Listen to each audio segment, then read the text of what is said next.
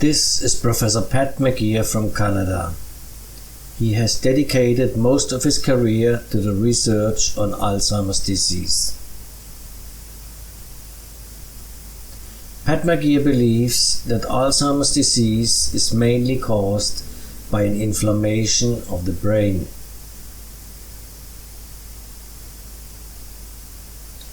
Consequently, people who use anti-inflammatory medications, for example patients who have rheumatism, should be free of Alzheimer's.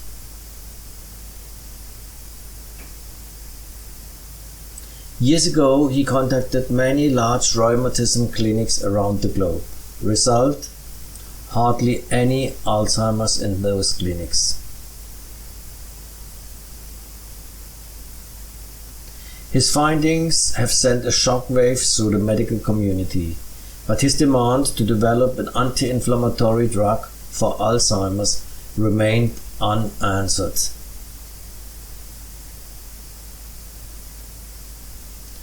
When asked whether people with a risk of Alzheimer's should take anti-inflammatory medicine as a prevention, his answer was, "Yes, I think they should."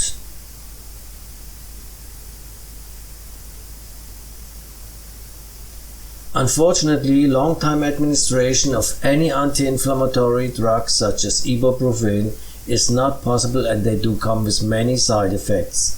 In the worst case, kidney failure or liver failure.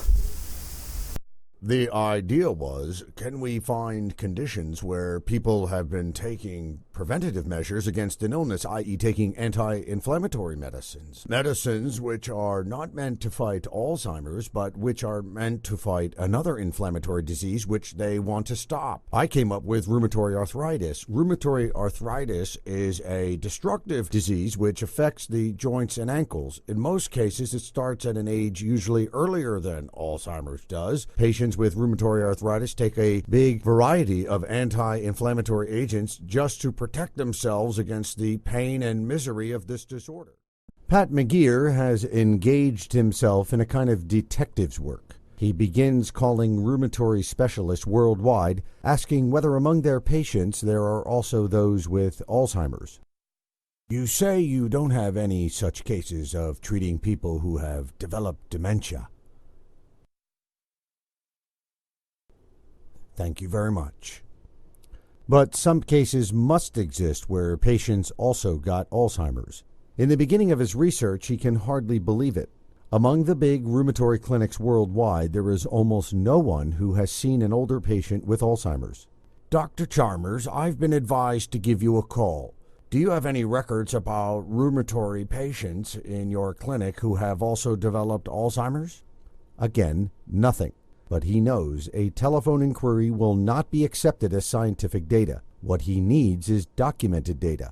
He has to find a doctor who has collected the data of patients about rheumatoid arthritis and all of their other ailments. Finally, he is lucky.